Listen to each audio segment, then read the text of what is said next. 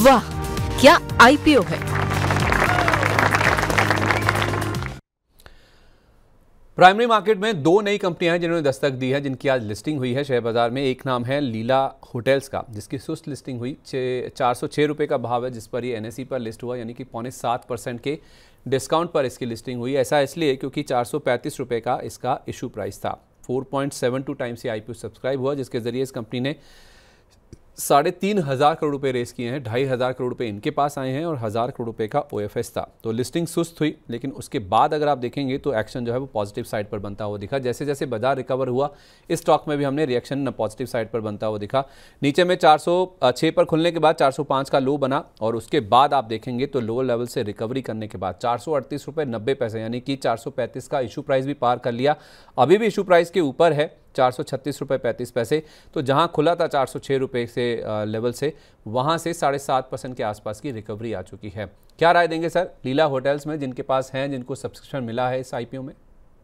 मुझे लगता है कि आप बने रहिए। आप विथ स्टॉप लॉस ऑफ 405 4 को एक स्टॉप लॉस मेंटेन करना है और इसमें आपको बने रहना है।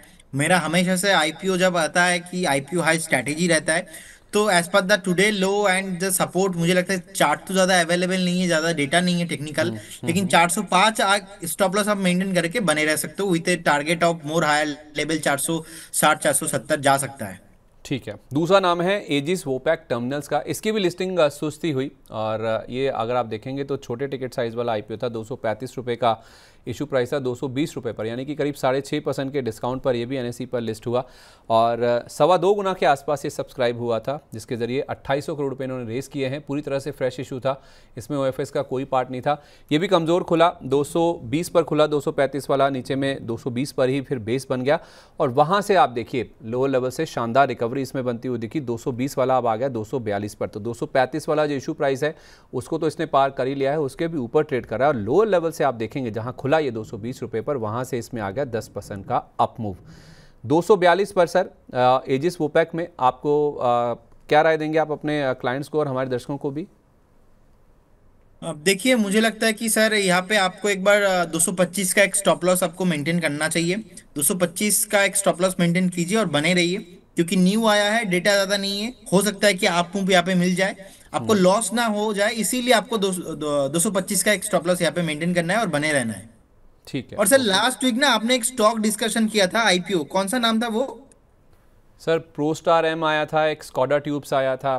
प्रोस्टार की तो कल लिस्टिंग भी होनी है, अगर वही है तो फिर मैं वो डिस्कस करूंगा आपसे। नहीं, लिस्टिंग हो गया था, आई थिंक 10 बजे के आसपास, 98 के आसपास था, आपने डिस्कशन किया था, हमने बताया था 91 के एक स्टॉप लॉस के साथ आपको बने रहना है। मुझे नाम नहीं याद आ रहा है। आई थिंक जैसा हमने व्यू दिया था ना, वैसे सेम टू सेम वही हुआ कि ऊपर नहीं हुआ, बाद में नीचे आ गया, तो उसका भी मुझे रिव्यू।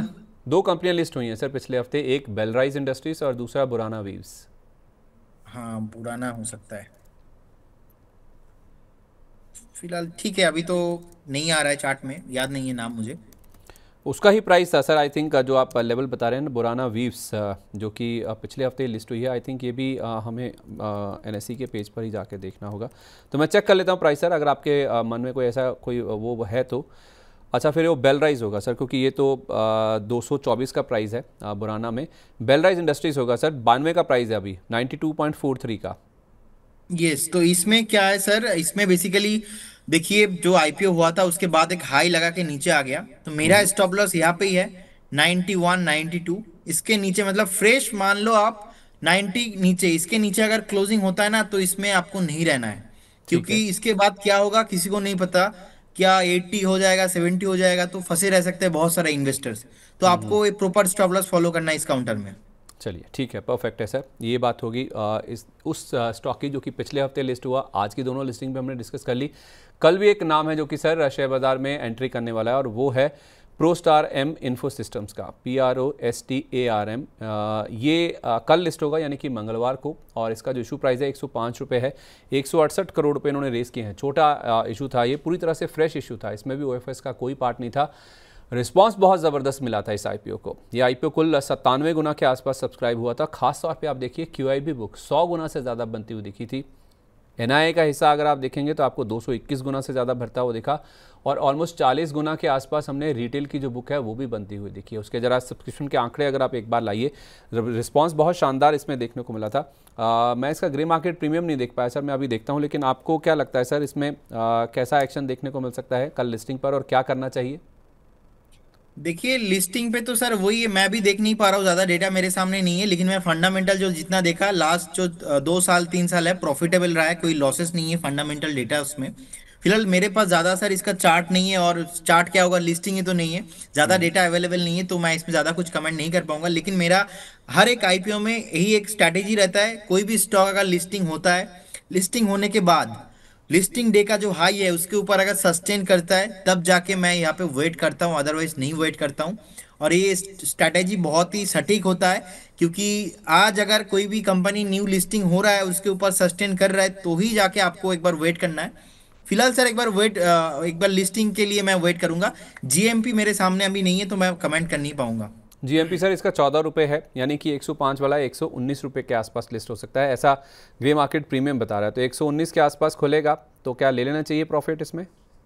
अब डेफिनेटली प्रॉफिट बुक करना चाहिए एक बार, मुझे तो लगता है लिस्टिंग होने के लिए एक बार वेट कीजिए, देखिए। अगर अभी क्या है ना सर, मार्केट का अलग अलग फेसेस रहता है। अभी का जो मार्केट है कितने भी अच्छा देखिए सब्सक्रिप्शन आ जाए, लेकिन वो वाला बुल मार्केट नहीं है कि एक टाइम में हमने देखा कि double listing 50% 60% profit gain, listing gain मिल रहा है। तो ऐसा सिचुएशन नहीं होगा, यही आपको 10-20% मैक्सिमम मिल सकता है, लेकिन उसमें भी आपको प्रॉपर स्टॉप लॉस मेंटेन करके जाना है। चलिए ठीक है, परफेक्ट है सर। तो लिस्टिंग अगर अच्छी होती है, मुनाफा बनता है, तो मुनाफा ज़रूर आपको लेना चाहिए। कल ये लिस्टिंग होने वाली है, 119 रुपये के आसपास हो सकता है कि लिस्टिंग हो, ऐसा ग्रे मार्केट इंडिकेट कर रहा है। चलिए वाह के IPO को इसी के साथ यहीं पर हम समेटते हैं।